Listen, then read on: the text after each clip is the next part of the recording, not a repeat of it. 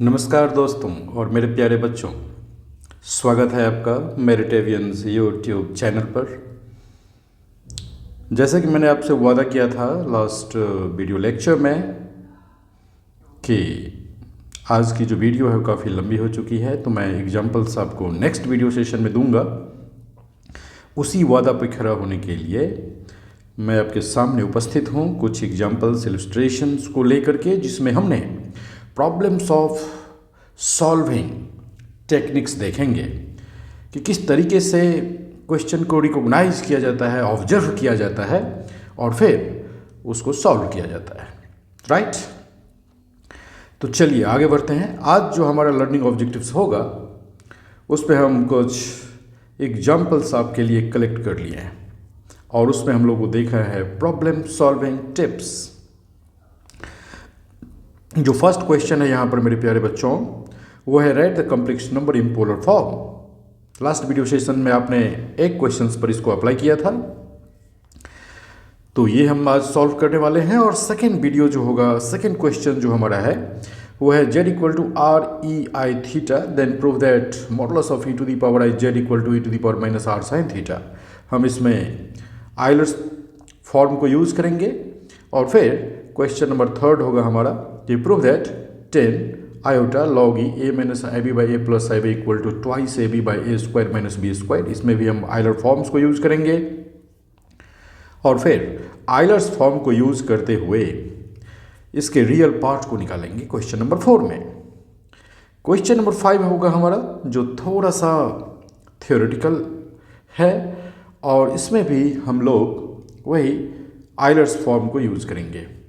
तो आप कहेंगे कि सर कार्टेशियन फॉर्म का कोई अहमियत नहीं है क्या, कोई इंपॉर्टेंस नहीं है क्या? नहीं, उसका भी इंपॉर्टेंस है, परंतु कॉम्प्लेक्स नंबर का जो उद्देश्य है ना, जिसलिए आप पढ़ते हो जी क्रैक करने के लिए, जी मेंस क्रैक करने के लिए, तो ये थ्योरम काफ़ी इंपॉर्टेंट है प्यारे बच्चों।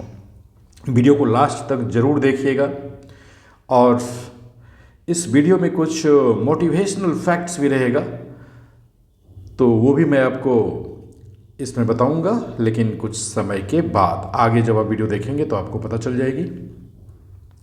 तो चलिए हम लोग स्टार्ट करते हैं क्वेश्चन नंबर 1।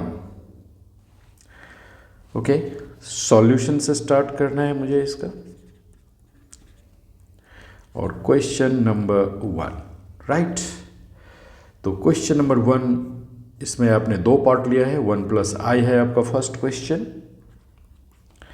तो z is equal to 1 plus i. कैसे सॉल्व करते हैं इस क्वेश्चन को? है तो सिंपल, लेकिन हम तो बताने वाले हैं एकदम सिंपलेस्ट वे में। ठीक है, तो जैसा कि मैं आपको सबसे पहले कहूँगा कि देखिए आप स्टेप 1 में क्या करने वाले हैं, आप निकालने वाले हैं मॉडुलस ऑफ z। ठीक है, स्टेप 1 में आपको ये फाइंड करना है। ओके, और इसके लिए आपको कंपेयर करना है z को x प्लस आई वाई से। इसमें होगा स्टेप नंबर 2।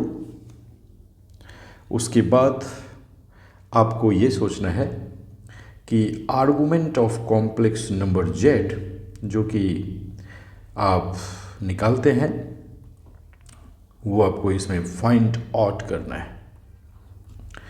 तो हम पहले स्टेप 1 और 2 के अकॉर्डिंगली काम कर लेते हैं। ओके, सो हम यहाँ पे लेट कर लेते हैं z equal to X plus I Y. तो मॉडुलस ऑफ z जो होता है वो हो जाता है root over X square plus Y square,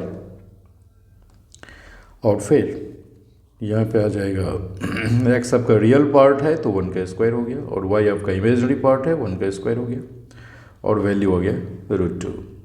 okay, तो चलिए अब हम इसका आर्गूमेंट देखते हैं स्टेप 2 के अकॉर्डिंगली।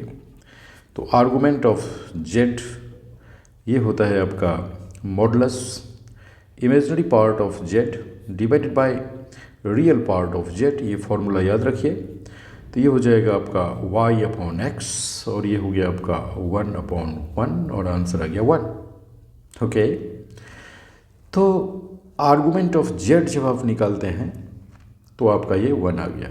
ओके, और आर्गूमेंट ऑफ z जो है ये आप कैसे लिखते हैं? ये लिखते हैं 10 अल्फ़ा से।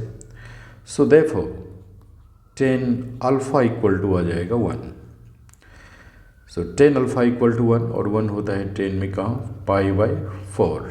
Okay, and therefore alpha is equal to π/4। उसके बाद आप सोचते हैं इसमें एक स्टेप नंबर थर्ड, क्योंकि आर्गूमेंट तो आपने निकाल लिया ना। स्टेप नंबर थर्ड में सोचते हैं कि Z lies in which quadrant, किस में सोचते हैं। इसके बाद आपको ये सोचना है। तो आपने जेड को लिखा है 1 प्लस आई। इसके लिए मैंने आपको बताया था कि आप एक पॉइंट लीजिए जिसमें रियल पार्ट इसका 1 है और इमेजिनरी पार्ट 1 है। तो ये वाली पॉइंट है और ये वाली पॉइंट जो लाई करता है वो फर्स्ट क्वाड्रेंट में लाई करेगा यहाँ पर, यानी ये हो गया आपका P11। ओके, तो फर्स्ट क्वाड्रेंट में आर्गूमेंट क्या होता है ये भी आपको पता है कि फर्स्ट क्वाड्रेंट, इसमें जो आपका आर्गूमेंट ऑफ कॉम्प्लेक्स नंबर होता है वो थीटा इक्वल टू अल्फ़ा होता है। तो ये आपके पास आ गया है π/4। ओके, तो आपको आर्गूमेंट निकल गया। स्टेप नंबर 4, ये आपका पोलर फॉर्म में कॉम्प्लेक्स नंबर होता क्या है, ये इसके बारे में सोचना है। तो पोलर फॉर्म जो होता है फर्स्ट क्वाड्रेंट में वो r cos थीटा प्लस आई साइन थीटा होता है। ओके, तो r इज इक्वल टू होता है मॉडुलस ऑफ जेड, और ये आपने √2 निकाल लिया था। ओके, तो ये हो जाएगा √2 और यहाँ पे हो जाएगा cos π/4 प्लस आई साइन π/4। तो इस तरीके से आप कॉम्प्लेक्स नंबर जेड को पोलर फॉर्म में कन्वर्ट कर दिए। तो आप कह सकते हैं कि जो जेड है, अगर ये 1 प्लस आई वाई है तो कार्टेशियन फॉर्म x प्लस आई वाई है, और polar form r cos theta plus आई साइन थीटा होता है। और इसलिए z की वैल्यू 1 प्लस आई का पोलर फॉर्म जो है यहाँ पर √2 and cos π/4 plus I sine π/4 हो गया। ये हो गया आपके आंसर। ओके, चलते हैं क्वेश्चन नंबर 1 का बी पार्ट। जो आपने बी में लिया हुआ है वो है आपका 1 plus 7i divided by 2 minus i का होल स्क्वायर। ओके, तो ये है आपका 1 plus 7i divided by 2 minus i का होल स्क्वायर। ओके, तो इसमें फिर वही काम करना है ना आपको। z is equal to 1 plus 7i divided by 2 minus i का होल स्क्वायर। यहाँ पर जो आप ऑब्जर्वेशन करेंगे तो आप इसमें पाते हैं कि आपको एक डिनोमिनेटर में भी कॉम्प्लेक्स नंबर है। तो पहले आप डिनोमिनेटर को रेशनलाइज कीजिए, कॉम्प्लेक्स के सिचुएशन को यहाँ से हटाना पड़ता है मुझे। तो पहले आप सिंपल वे में चलिए, जैसे कि 1 प्लस 7i है और ये है a माइनस बी का होल स्क्वायर, तो ये हो जाएगा 4 प्लस आई का स्क्वायर माइनस 2 इंटू 2 इंटू आई। तो आपका रिजल्ट हो जाएगा 1 plus 7i divided by 4 minus 1, क्योंकि आई स्क्वायर माइनस 1 होता है, और 2 2 जब 4i, निगेटिव में 4i आ गया। ओके, फिर अब लिखेंगे कि z is equal to 1 plus 7i और डिवाइडेड बाई 4 माइनस 1, यहाँ पे हो जाएगा 3 माइनस 4i। तो अब आप इसे ये काम कीजिए, रेशनलाइज कर लीजिए इसे। तो 1 plus 7i divided by 3 minus 4 है। तो आप इसको क्या करते हैं, i के सामने जो यहाँ पे निगेटिव साइन है उसके अपोजिट 3 प्लस 4i से ऊपर नीचे मल्टीप्लाई कर दीजिए। तो अब ये हो जाएगा 1 प्लस 7i इंटू हो जाएगा 3 प्लस 4i, और नीचे में हो गया आपको a minus B A plus B, तो ये हो जाएगा a square minus of b square.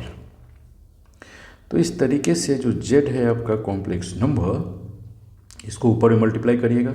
1 को 3 से करिएगा 3 हो जाएगा, प्लस फिर 1 को 4i से कीजिएगा तो ये 4i हो जाएगा, प्लस 7i को 3 से कीजिएगा तो ये 21i हो जाएगा, और प्लस 7i को 4i से कीजिएगा तो 28i स्क्वायर हो जाएगा, होल डिवाइडेड बाय ये हो गया 9 और माइनस हो गया 16i स्क्वायर। ओके, तो आंसर आ गया आपके पास 3, इस दोनों को ऐड कर दीजिए, ये हो गया 25i एंड प्लस ये हो जाएगा 28 माइनस 1 और डिवाइडेड बाय ये हो गया 9 plus 16 since I square equal to -1। Okay, तो यहाँ पर आपके रिजल्ट आ गया -28 में से 3 चला जाएगा यहाँ पे, तो ये होगा -25 और प्लस हो जाएगा 25i डिवाइडेड बाय 16 प्लस 9 ये हो गया 25। ऑब्वियसली ऊपर से 25 कॉमन आ गया, -1 प्लस i डिवाइडेड बाय 25 ये कैंसिल हो गया। वेरी सिंपल फॉर्म में आपका ये कॉम्प्लेक्स नंबर आ चुका है। आपका जो उत्तर है ये हो गया -1 प्लस i, ये सिंपल फॉर्म में आ गया। ओके, अब आप उसी के अकॉर्डिंगली चलेंगे कि जो है r होता है वो मॉडुलस ऑफ z होता है, तो यहाँ से मॉडुलस ऑफ z हो जाएगा रियल पार्ट -1 का स्क्वायर प्लस इमेजिनरी पार्ट 1 का स्क्वायर और ये हो जाएगा आपको √2। z का जो पोलर फॉर्म है वो है r cos theta plus i sin theta. Okay, और आर्गूमेंट ऑफ z जो आप निकालते हैं वो थीटा इक्वल टू अल्फ़ा ये निकालते हैं, लेकिन अल्फ़ा को निकालने के लिए आपको करना पड़ता है tan अल्फ़ा, ये होता है modulus of imaginary z divided by real of z, और फिर आप निकालते हैं y अपॉन x। तो इस कॉम्प्लेक्स नंबर में जो आपका इमेजिनरी पार्ट है वो 1 है पॉजिटिव, और नीचे में -1 है लेकिन वैल्यू इसका 1 निकलेगा मॉडुलस में। tan alpha is equal to हो जाएगा मेरे प्यारे बच्चों 10π/4। तो अल्फ़ा इक्वल टू हो गया π/4। पढ़ चुके हैं आप। कल मैंने आपको बताया था कि अल्फ़ा जो होता है वो एक्यूट एंगल होता है फर्स्ट क्वाड्रेंट में। ओके, अब आपको इसमें ये सोचना है कि कॉम्प्लेक्स नंबर लाइक किस क्वाड्रेंट में करता है। तो इसके लिए आपको सोचना है कि भाई z equal to -1 plus i आया है तो ये x प्लस iy है, इसका जो पॉइंट है x, y ये है -1, राइट। तो भैया ये पॉइंट कहाँ जाएगा, x है इसमें -1 और y है इसमें +1, ऑब्वियसली सेकेंड क्वाड्रेंट। कहाँ जाएगा, सेकेंड क्वाड्रेंट।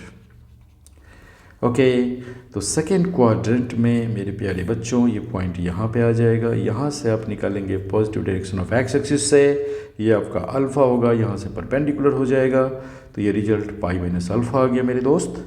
इसीलिए आर्गूमेंट ऑफ जेड जो है आपका वो यहाँ पर थीटा इज इक्वल टू π-अल्फ़ा आएगा। तो सबसे पहले आप निकाल लीजिए कि इसमें tan अल्फ़ा क्या होगा।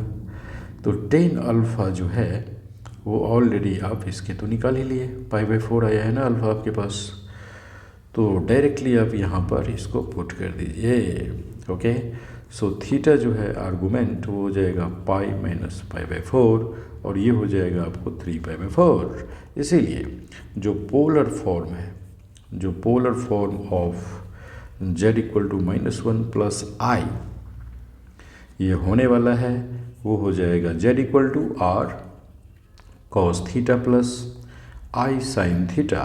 ओके, ये है √2 और ये हो जाएगा cos 3π/4 plus i sin 3π/4।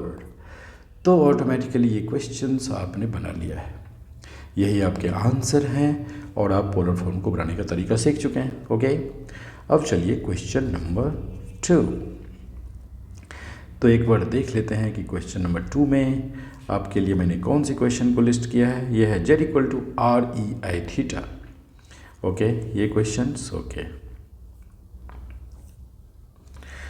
So now हमें जो गिवन है इस सॉल्यूशन में वो है z is equal to RE⁻I theta. Okay, और जो मुझे प्रूफ करना है उसको यहाँ पे एक बार देख लीजिए, EIZ equal to e⁻⁻R sin theta. Okay, ये आपको प्रूफ करना है। तो आप कैसे ऑब्जर्व कीजिएगा, दैट्स वेरी सिंपल यार, काफ़ी आसान है। आप यहाँ पर इस LHS को ऑब्जर्व कीजिए, ए बर्ड आई व्यू, बगुले की तरह देखिए, जैसे वो मछली को डंक मारता है ना पानी में, उसी तरीके से गौर से देखिए कि यहाँ पर जो आपके पास कॉम्प्लेक्स नंबर है यहाँ पर इसको i से मल्टीप्लाई है कि नहीं है। क्वेश्चन जो दिया जाता है ना वह इसलिए नहीं दिया जाता कि आपसे बने ही ना, बनाने के लिए ही दिया जाता है। तो जेड को आई से मल्टीप्लाई है, तो भाई क्या कर रहे हैं आप, इसको मल्टीप्लाई कीजिए सीधा, आई से जेड को करिएगा तो लेफ्ट साइड में कीजिएगा तो राइट में भी करना पड़ेगा ना। हो गया। अब कहिएगा कि सर आपने माइनस से मल्टीप्लाई कर दिया, तो मैं कहूँगा कि हाँ करना ही था, आई से हमने किया है, माइनस से तो नहीं किया है। तो अब क्या कीजिएगा, आई है आपके पास, आर है, अरे e to the power I theta को क्या फॉर्म होता है, कॉस थीटा प्लस आई साइन थीटा। इतना तो करना ही पड़ेगा क्योंकि ये तो आपको पता है कि e to the power I theta Euler forms में इतना होता है। अब क्या करना है, ब्रैकेट को ओपन कीजिए और फिर क्या सोचना है, सोचना ये है कि साइन थीटा के पहले निगेटिव आर कैसे आ जाए, यहाँ पर गौर करके देखिए। अब ये फॉर्म कैसे लाया जाए, इसलिए ब्रैकेट को मल्टीप्लाई करना है, तभी ये आर साइन थीटा के पास पहुँचेगा। तो ये हो जाएगा आई आर कॉस थीटा और प्लस हो जाएगा आई स्क्वायर आर साइन थीटा। तो ये हो गया आई आर कॉस थीटा और माइनस हो जाएगा फिर आई स्क्वायर माइनस 1 होता है, पता है ना आपको। तो ये आर साइन थीटा हो गया और यहाँ पर आपने इसको क्या लिखा है, आई जेड। ओके, अब आप क्या कीजिएगा, इस आई जेड को इन जेड मैंने कर दिया, गलत है ये, आई जेड कीजिए। इस आई जेड को एक्सपोनेंशियल के पावर पर ले जाना है। ओके, तो अब क्या कीजिएगा भाई, सिंपल, जैसे आप लॉग लगाते हैं ना उसी तरीके से एक्सपोनेंशियल लगा दीजिए। So taking exponential both side, taking exponential function both side, तो ये हो जाएगा e to the power I z is equal to E to the power i r cos theta minus are sine theta. Okay, अब आप इसे क्या करेंगे, दोनों को अलग अलग कर दीजिए, e i r cos theta और multiplied by e to the power minus are sine theta. अरे यहाँ पर a to the power m गुना a to the power n, a to the power क्या होता है, एम प्लस एन होता है ना।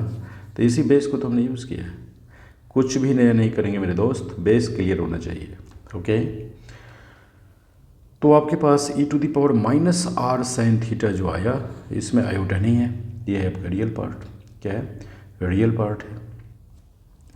तो अब आप इसको ऐसा काम कीजिए कि e to the power minus are sine theta को बाहर निकाल लीजिए और e to the power i r cos theta यहाँ पे डाल दीजिए। एनी प्रॉब्लम, नो प्रॉब्लम, ठीक है। अब आप करिए e to the power minus are sine theta और यहाँ पर आप कर दीजिए e to the power i alpha. हो गई ना प्रॉब्लम। आप कहेंगे कि अल्फ़ा क्या होता है, ठीक है। तो ज़रा सा ये सोचिए कि अगर हम दोस्त इसको अल्फ़ा ना माने तो क्या होगा, इसको अगर ए मान लें, कोई दिक्कत है क्या, नहीं ना। अगर कोई कॉम्प्लेक्स नंबर इस फॉर्म में आपके पास है और मान लीजिए कि ये आपका वाई एक्सिस है और ये आपका एक्स एक्सिस है, ओके, ये आपका आर है, ये जो एंगल है ये आपका थीटा है, तो ऑब्वियसली ये पॉइंट आपके पास एक्स है और ये पॉइंट वाई होता है। तो यहाँ से जब आप कॉस थीटा निकालते हैं तो ये आर अपॉन एक्स होता है, क्या होता है, R upon X upon B by H होता है ना। सो ये जो पॉइंट है वो B by H X upon R, तो एक्स की वैल्यू क्या होती है, आर कॉस थीटा होता है कि नहीं। अगर आप इसे एक्स वाई को ए मान लें और वाई को बी मान लें तो ये ए कॉस थीटा हो सकता है, उसी तरीके से वाई बी साइन थीटा हो सकता है। तो यहाँ पर जो ये क्वेश्चंस आपने लिया है, एक मिनट, यहाँ पर ना ढेर सारे वेरिएबल आ गए, सिंप्लीफाई कीजिए इसको। और सिंपल है कि मैंने इसे ए और बी लिया, तो कॉस थीटा क्या हो जाएगा, ए अपॉन आर, तो ए इक्वल टू क्या हो जाएगा, आर कॉस थीटा, और बी इक्वल टू क्या हो जाएगा, आर साइन थीटा। तो यहाँ पर आपके पास क्या है, आर कॉस थीटा, तो हम इसे ए कर दिया, कोई प्रॉब्लम नहीं ना। तो अब चलिए कि this is equal to E to the power minus are sine theta, और ये जो ई टू दी पावर आई है इसको आप क्या लिख सकते हैं, कॉस ए और प्लस आई साइन ए, क्योंकि इसका आयलर फॉर्म यही होता है ना। ओके, तो अब यहाँ पर जो आपके पास है वो e to the power I z cross है। ओके, अब आप क्वेश्चन में ज़रा सा जाइए तो आपको पता चल जाएगा क्या करना है। Taking mod both side, modulus लेना पड़ेगा तभी आपके LHS यहाँ पे आने वाला है। सो देयरफॉर आप यहाँ पे लिख लीजिए modulus of e to the power Z, तो यहाँ भी हो जाएगा modulus of e to the power minus I R sine theta, और फिर हो जाएगा cos A plus I sine A. Okay, तो यहाँ से जो रियल पार्ट है e to the power minus I sine theta ये आपका बाहर निकल जाएगा और इसका मॉडुलस हो जाएगा cos A plus I sine A. और modulus of a complex number आपको ऑलरेडी पता है, ये होता है रूट ऑफ रियल पार्ट यानी cos square A plus sine square A. तो आपके आंसर क्या हो जाएगा e to the power minus are sine theta multiplied by 1, और ये हो जाएगा e to the power minus are sine theta, और यही है आपका RHS। तो मुझे उम्मीद है ये सॉल्विंग टेक्निक आपको समझ में आ गया होगा।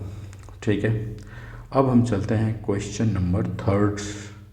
क्वेश्चन नंबर थर्ड जो है आपके पास ये है 10i log e a minus I B by plus I B. ठीक है, और इसे अब मुझे प्रूफ करना है।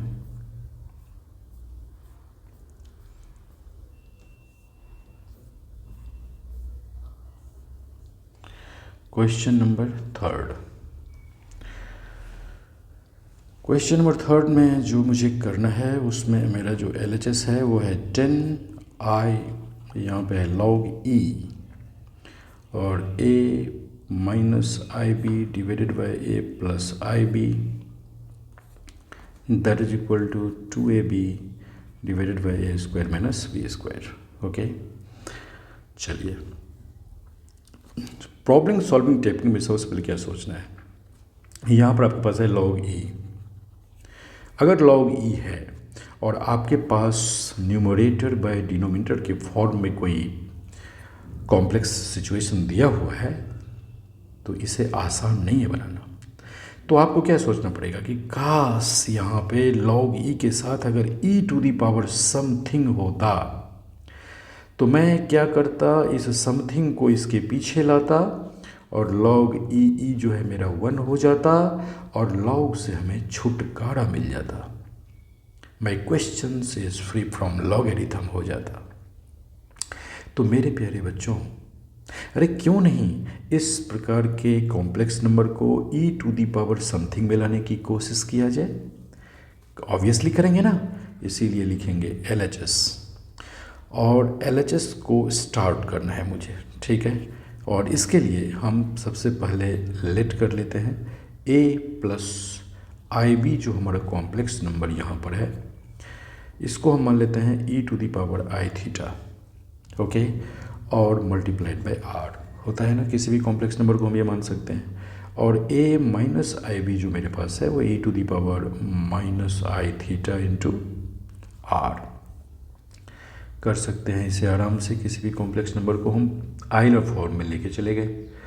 तो इस तरीके से हमारे पास a minus I B divided by a plus I B, ये जो रेशियो है वो हमारे पास हो जाएगा r e to the power minus I theta divided by r e to the power I theta. r और r कैंसिल हो जाएगा तो e टू दी पावर हो जाएगा minus I theta minus I theta, ये पावर ऊपर जाने से नेगेटिव हो जाता है, तो ये हो गया e to the power minus 2i theta. इसका और एक तरीका है e to the power minus iota पहले और 2 थीटा बाद में। ठीक है, तो अब ये क्वेश्चन आपके सामने आ गया है, तो सोचिए आपका LHS का फॉर्म चेंज कर गया कि नहीं किया। अब आप इसे क्या लिखेंगे, आपके पास यहाँ पर जो स्टार्ट है वो 10 से स्टार्ट है और i के साथ स्टार्ट है, तो अब आप लिखेंगे 10i, फिर हो जाएगा log e, और ये सारे फॉर्म आप यहाँ पे लिख दीजिए e to the power minus i into 2 theta. ये हो गया आपका LHS। ऑब्वियसली ये पावर कहाँ जाएगा, बैक साइड में। सो 10 यहाँ पे i है, मल्टीप्लाई हो जाएगा और ये हो जाएगा माइनस आई इंटू 2 थीटा, और यहाँ पर आपको बचेगा log e।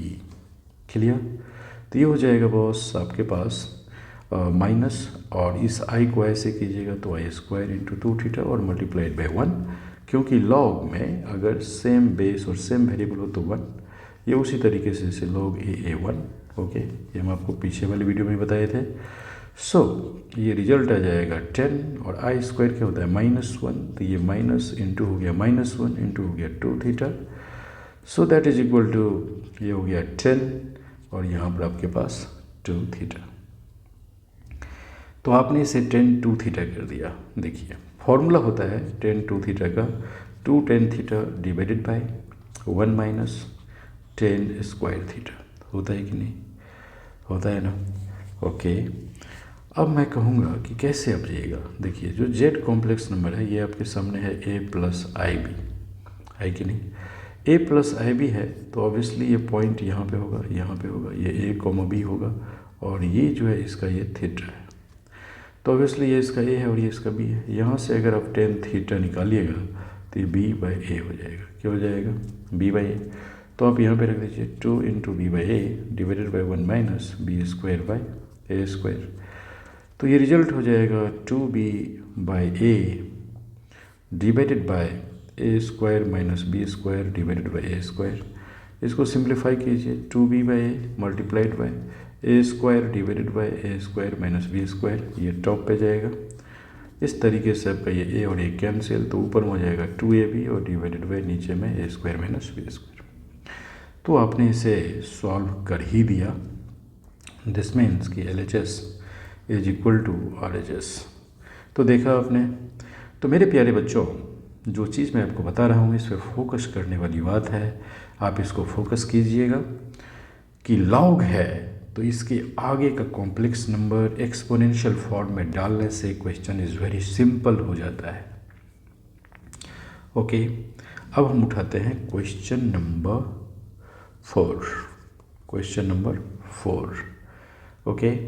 तो क्वेश्चन नंबर 4 है आपका find the real part of, find the real part of 1 minus iota whole to the power -1। Check कर लीजिए कि क्वेश्चन नंबर 1 यही है या नहीं। मुझे पता है लेकिन चेक कर लेते हैं कि अगर कुछ गड़बड़ हो तो ठीक नहीं रहेगा। क्वेश्चन नंबर 4 पे हम लोग पहुंच चुके हैं। ओके, चलिए इसका सॉल्यूशंस देखते हैं। तो क्वेश्चन नंबर 4 में जो आपका कॉम्प्लेक्स नंबर है यह है 1 minus i whole to the power -1।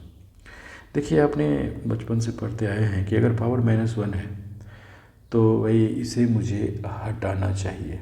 Okay, actually इस क्वेश्चन में ना पावर -1 नहीं बल्कि आयोटा है। क्या है? आयोटा। तो पहले यहाँ पर भी आपको ये चीज़ ठीक करना पड़ेगा, ये आयोटा है। ओके, यानी 1 माइनस आई और whole to the power minus iota. देखते हैं कभी कभी क्वेश्चन से ये मिस्टेक होता है, डोंट वरी, गलती होगी तो पकड़ में आ जाएगा मेरे दोस्त। तो अगर नेगेटिव में आपके पास आयोटा है ना, तो आपको एक सबसे इम्पोर्टेंट पॉइंट ये याद रखना है कि लॉगरिथम से यूज़ करना है। तो टेकिंग लॉगरिथम बोथ साइड, तो यहाँ पे यूज़ कीजिए लॉग ई और जेड क्रॉस अप्लाई कीजिए। लॉग ई भी एक ऐसा ऑपरेटर है, एक ऐसा फंक्शन है जो 1 माइनस आयोटा पर whole to the power minus iota लगाने में, जब भी पावर हो, मल्टीप्लाई हो, डिवीजन हो, तो आप लॉगरिथम का यूज कर सकते हैं। प्लस और माइनस में लॉगरिथम का यूज नहीं करना मेरे दोस्त, याद रखना है इस बात को। तो माइनस आयोटा पीछे आ गया और ये हो गया लॉग ई और ये हो गया 1 माइनस आई। क्या बात है, माइनस आई आपके पास आ गया। फिर वही कहानी यार, ये 1 माइनस आई जो आपको यहाँ पे आया है इसको पोलर फॉर्म में कीजिए ना। तो 1 माइनस आई का पोलर फॉर्म क्या होता है पता है आपको? 1 माइनस आई का क्या होता है? आप निकाल सकते हैं इसके पोलर फॉर्म को। ओके, क्या करेंगे आप इसको पोलर फॉर्म में कन्वर्ट तो करना ही पड़ेगा ना। सो पहले आप इसको मान लीजिए एक कॉम्प्लेक्स नंबर Z1 1 माइनस आई। तो सबसे पहले आपको मॉडुलस ऑफ Z1 निकालना पड़ेगा, 1 स्क्वायर प्लस माइनस 1 का स्क्वायर, तो ये हो जाएगा √2। ठीक है, फिर आपको इसका अल्फ़ा निकालना पड़ेगा कि tan अल्फ़ा क्या होता है। ये होता है इमेजनरी यानी -1 डिवाइडेड बाई +1 यानी 1, तो यानी ये हो जाएगा आपको tan π/4। तो अल्फ़ा इक्वल टू हो जाएगा π/4। ओके, तो अल्फ़ा इक्वल टू π/4 आपके पास आ जाएगा। तो फिर आप निकालेंगे कि कॉम्प्लेक्स नंबर किस क्वाड्रेंट में है। तो कॉम्प्लेक्स नंबर का जो क्वाड्रेंट है इसमें x पॉजिटिव है और y नेगेटिव है। ओके, यानी ये फोर्थ क्वाड्रेंट।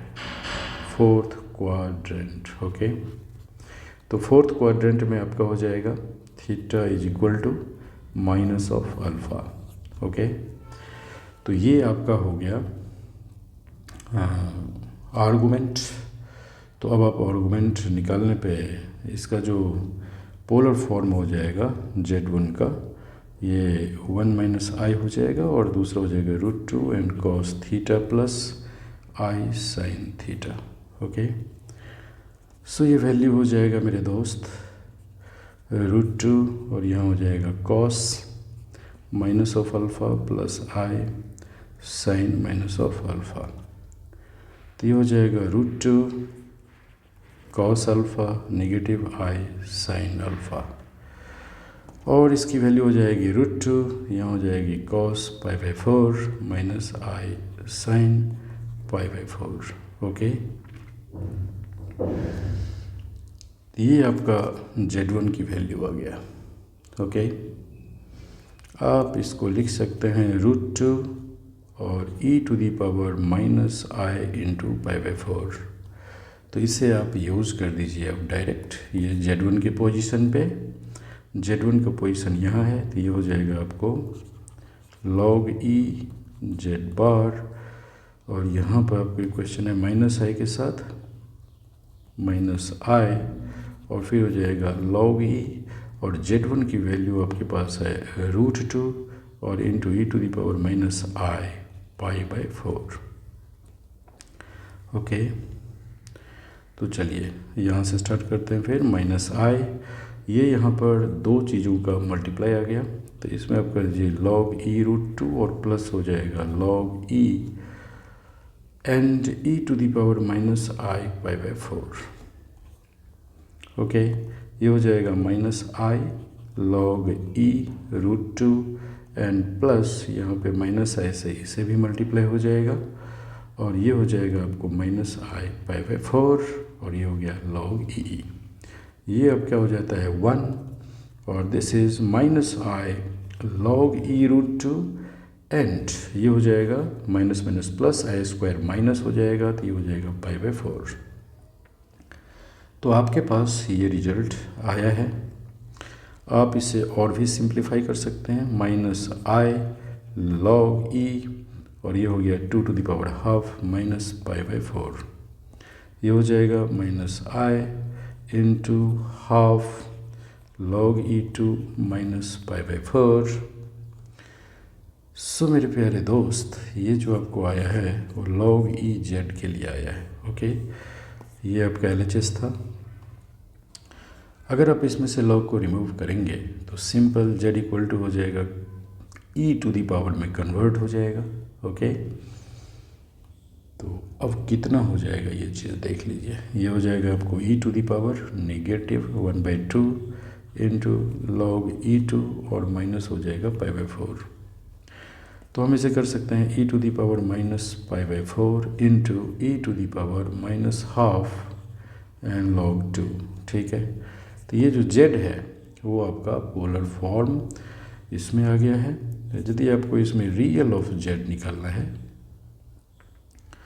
तो रियल ऑफ z निकालने के लिए आपको यहाँ पे i/2 है ना, ये i से इसको मल्टीप्लाई था। ओके, तो ये i/2 हो गया, तो ये पार्ट आपका इमेजनरी है e⁻i। ओके, तो यदि आप रियल z निकालेंगे तो क्या होगा, इसके लिए ना आपको फिर यहाँ से चलना पड़ेगा। एक बार और सिंप्लीफाई कर दीजिए e⁻⁻π/4, और इस चीज़ को इसमें लिख दीजिए cos 1/2 log e2 ये एंगल, और माइनस आई साइन 1/2 log e2। अगर आप ऐसा करेंगे तो रियल पार्ट जो आपका है रियल ऑफ z वो e⁻⁻π/4, इसको इससे मल्टीप्लाई कर दीजिए cos angle half log e2। ये रियल पार्ट आपके आंसर आ गए। Okay, now the question number 5। Okay, तो आपने बनाने का ये मेथड्स देख लिया है। अब मैं आपको क्वेश्चन नंबर 5 दिखाता हूँ। It is given that, okay, ये क्वेश्चन है, क्वेश्चन नंबर 5। चलिए, क्वेश्चन नंबर 5 में जो हमें दिया हुआ है कि given that Z1 and Z2 satisfy this, तो आपको ये चीज़ दिया हुआ है, mod Z1 equal to 2 comma mod Z2 is equal to दिया हुआ है 3, ओके, और कुछ का वैल्यू निकालना है। तो चलिए इस क्वेश्चन को कैसे सोचा जाए ये मैं आपको बताता हूँ। यहाँ पे देखिए, कॉम्प्लेक्स नंबर का मॉडुलस जो है वो आपको 2 दिया हुआ है, तो क्या आप मॉडुलस 2 गुना 1 लिख सकते हैं? आप कहेंगे कि यस सर लिख सकते हैं। तो चलिए, यदि आप इसे 1 लिख सकते हैं तो क्या आप ये सोच सकते हैं कि कॉस थीटा प्लस आई साइन थीटा, अगर आप इसका मॉडुलस निकालिएगा तो क्या हो जाएगा, root over cos square theta plus sine square theta, value क्या हो जाएगी 1। तो जब आप इसे 1 समझते हैं तो आप इसे सिंपल ये समझिए कि 1 को आप लिख सकते हैं 2 into modulus of cos theta plus I sine theta. अगर आप ऐसा लिख सकते हैं तो मॉड Z1 को आप modulus of 2 into modulus of cos theta plus I sine theta लिख सकते हैं। जब आप जीमेंस के क्वेश्चन को सॉल्व करते हैं तो ये दिमाग आपको लगाना पड़ता है। जब आपको सिंपल 2 दिखाई दे, 3 दिखाई दे, 4 दिखाई दे, तो आप उसको 2 मल्टीप्लाइड बाई 1, 3 मल्टीप्लाइड बाई 1 और 4 मल्टीप्लाइड बाई 1 समझो मेरे दोस्त, और 1 के बदले में आप समझो कि मॉडुलस ऑफ Z है ये, ओके, और ये कॉस थीटा प्लस आई साइन थीटा का मॉडुलस हो सकता है। ऐसा कुछ करने से कुछ न्यू कॉन्सेप्ट आपके सामने उपस्थित हो जाता है। तो आप इसे मान सकते हैं कि मॉडुलस ऑफ Z1 ये जो 2 है, ओके, और गुना आप इसे मान सकते हैं मॉडुलस ऑफ कोई एक Z4 कॉम्प्लेक्स नंबर, तो ये है मॉडुलस ऑफ Z1। इसको आप Z1 तो नहीं मान सकते ना, यहाँ पे ऑलरेडी है Z1, और ये Z डैश मान लीजिए, कुछ भी ठीक है। तो इस फॉर्म में आपके सवाल आगे कि नहीं आगे, तो इसीलिए अगर इस सभी में से मॉड हटाया जाए तो कॉम्प्लेक्स नंबर 2 जो है इतना आ जाएगा, 2 कॉस थीटा प्लस आई साइन थीटा। तो जिस कॉम्प्लेक्स नंबर का आपके पास मॉडुलस दिया हुआ था, बेसिकली वो कॉम्प्लेक्स नंबर ऐसा था। आई बात समझ में? निश्चित रूप से आ गया होगा आपको ये चीज़ समझ में। जो दूसरा कॉम्प्लेक्स नंबर आपके पास है वो है Z2 इक्वल टू 3, तो आप इसे 1 करेंगे, ये भी हो जाएगा 3 एंड कॉस। लेकिन यहाँ पर एक चीज़ आपको सोचना पड़ेगा, यहाँ पर आपको दिया हुआ है क्वेश्चन में कि if the included angle of their corresponding vector is 60 degree. देखिए इस क्वेश्चन को यहाँ पर ना टॉप पर लिखने से थोड़ा सा गड़बड़ हो जाता है, दोबारा क्वेश्चन लिखना पड़ेगा। ये देखिए यहाँ पर क्या दिया हुआ है कि इफ द इंक्लूडेड एंगल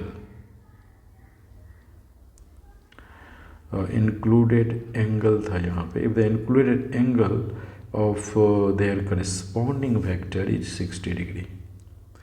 तो इसका क्या मतलब होता है, if the included angle for their corresponding vector is 60 degree then the find the value of this.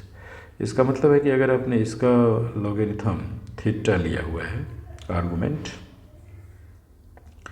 इसमें जो आपने आर्गुमेंट लिया है वो थीटा है, तो इसके आर्गुमेंट हो जाएगा कॉस थीटा प्लस 60 डिग्री और प्लस आई sine theta plus 60 degree, okay. तो ये रिजल्ट आपके पास आ गया, Z2 और Z1 आपको इस फॉर्म में कॉम्प्लेक्स नंबर के फॉर्म में आ गया, ओके। अब आपको कह रहा है कि फाइंड द वैल्यू ऑफ, आपको कह यही क्वेश्चन है कि find the value of Z1 plus Z2 divided by Z1 minus Z2 का मॉड। तो सबसे पहले आपको Z1 बाई Z2 चाहिए, Z1 बाई Z2 या Z2 बाई Z1 निकाल लेते हैं, ठीक है, इसको चेंज कर लीजिए, Z2 बाई Z1। तो Z2 बाई Z1 क्योंकि Z2 बहुत ही बड़ा है फिर इसलिए, तो 3 और ये हो गया cos theta plus 60 degree and plus I sine theta plus 60 degree divided by यहाँ पर plus 2 into cos theta plus आई साइन थीटा, ओके। तो Z2 divided by Z1 equal to हो गया 3/2 बाहर आ गया। ठीक है डियर, उसके बाद अब आपको करना है cos थीटा प्लस 60 और I sin थीटा प्लस 60। अगर आप इसे ब्रेक करेंगे तो क्या हो जाएगा, करके देख लीजिए। ये हो जाएगा आपको cos थीटा इंटू cos 60, यदि थीटा को a प्लस बी वाले फॉर्मूला पर तो हो जाए, और नेगेटिव साइन हो जाएगा sin theta into sine 60 degree, and फिर प्लस ये हो जाएगा I sin theta into cos 60 degree, and plus I into cos theta into sine 60 degree, इतना हो जाएगा divided by cos theta plus I sin theta. Okay, अब आप थोड़ा सा ये चीज़ देखिए कि cos, यदि आप इसमें cos थीटा cos 60 और sin थीटा इसमें अगर आप 3/2 में cos 60 कॉमन ले लें, cos 60 डिग्री कॉमन ले लें, तो आपको बचता है cos theta plus I sin theta. Okay, और अगर आप इसमें और इसमें sin 60 कॉमन ले लें, प्लस अगर आप sin 60 डिग्री कॉमन ले लें, तो इसमें आपको बचता है minus sin theta plus I cos theta. Okay, ये रिजल्ट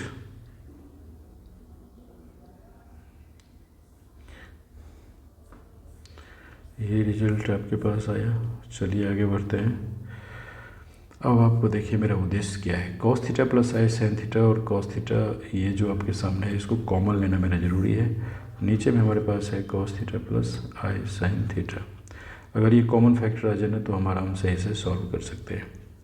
तो 3/2 हो गया, और इसमें cos theta plus I sin theta हम कॉमन ले लेते हैं, तो इसमें हमारे बचेगा cos 60 डिग्री, और इसमें से अगर आप cos थीटा कॉमन लीजिएगा तो आपको एक माइनस पहले कॉमन निकालना पड़ेगा, तो यहाँ निगेटिव हो जाएगा, और फिर उस निगेटिव को अगर आप I से मल्टीप्लाई करते हैं तो यहाँ भी आपके पास cos 60 degree and plus I sin 60 degree बचेगा, ये कॉमन लेने के बाद।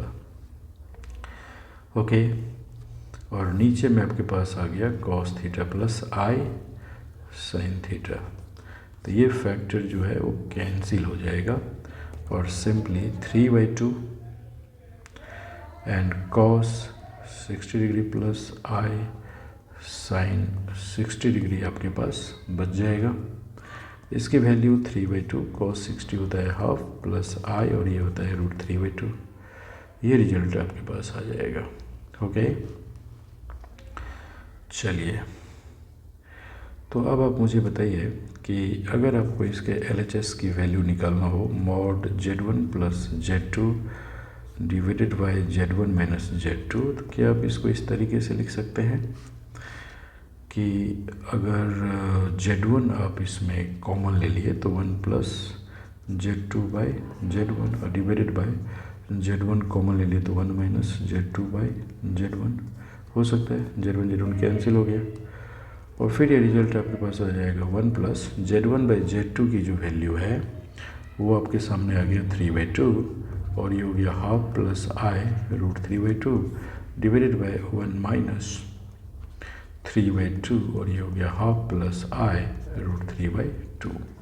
इस मॉडुलस में आ गया। ओके, इस तरीके से अगर आप इसे सिंप्लीफाई करें तो ऊपर में ये जो 2 है ये LCM में हो जाएगा 2, और इस 2 के साथ 4, तो यहाँ पे हो जाएगा ये 4, तो ये हो गया 4 plus 3 and plus 3√3I divided by हो जाएगा आपके पास 4 माइनस 3 माइनस 3√3I। ओके, इस तरीके से रिजल्ट हो जाएगा 7 प्लस I 3√3 और डिवाइडेड बाय 1 माइनस I √3/3।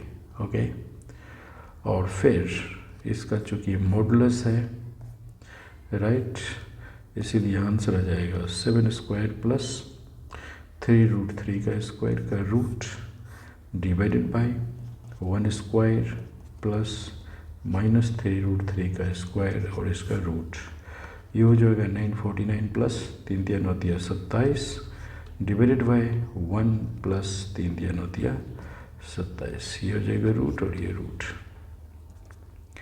तो रिजल्ट हो जाएगा आपके पास 9 7 16 4 2 6 1 7 76 का रूट डिवाइडेड बाय √28 और ये हो जाएगा √19/7। तो जो आपके आंसर है वो यहाँ पे ख़त्म हो जाती है। तो मेरे प्यारे बच्चों, आपने इस सभी क्वेश्चंस को सॉल्व करने का तरीका और सोचने का मेथड आपने देखा कि किस तरीके से क्वेश्चन को सॉल्व किया गया। तो आपको जो इम्पोर्टेंट टिप्स मैंने बताया था वो आपको मिल गया। ओके, अब मैं सबसे पहले आपको ये चीज़ बताता हूँ कि कॉम्प्लेक्स नंबर कोई डिफ़िकल्ट चीज़ नहीं है। ऐसे ही लॉजिक लगा करके आपको सॉल्व करना होगा, पैसेंस रखना होगा और हिम्मत बना करके रखना होगा। एक ख़ास रूटीन को देखने के बाद, एक ख़ास रूटीन फॉलो करने के बाद आप इस पर अमल कीजिए और सॉल्व कीजिए, तो आपको क्वेश्चन सॉल्व होना लगेगा। कोई डिफ़िकल्ट नहीं है ज़्यादा कॉम्प्लेक्स नंबर। मैंने कहा था कि कुछ मोटिवेशनल चीज़ें आपको मैं इसमें बताऊंगा। तो मोटिवेशन के लिए किसी औरों से क्या मोटिवेशन सीखें यार। सबसे इम्पोर्टेंट मोटिवेशन ये है कि आप अपना समय बर्बाद ना कीजिए। जब भी मौका मिले तो थोड़ा सा पढ़ाई कर लीजिए। स्कूल का काम ख़त्म हो जाती है तो ट्यूशन से कहीं पे पढ़ रहे हैं तो उसका काम ख़त्म कर लीजिए। उससे भी समझ में नहीं आती है तो मेरे टेवियंस एजुकेशंस पे आ जाइए और प्रत्येक दिन वीडियो यहाँ पे डाली जा रही है, उसको देखिए। समय अगर आपने बचा लिया ना तो आप सब कुछ कर लीजिएगा। दुनिया में आपको आगे बढ़ने से कोई नहीं रोक पाएगा। यही सबसे बड़ा इंपॉर्टेंट फैक्ट्स है आज का। तो इसी के साथ आज मैं यहीं पर वीडियो सेशन को ख़त्म करूँगा और उम्मीद करता हूँ कि आपको ये सेशन अच्छा लगेगा। यार कमेंट ज़रूर करना आप और सब्सक्राइब ज़रूर करना, दोस्तों को ज़रूर बताना। जिस तरीके से मेरा पैशन है, जिस तरीके से मैं बता रहा हूँ, अभी तक आपने सब्सक्राइब नहीं किया है तो इसका मुझे थोड़ा सा खेद है कि आप मुझे मोटिवेट नहीं कर रहे हैं। तो मैं कोशिश करूँगा कि आज आप ज़रूर करेंगे। Thank you very much and जय हिंद।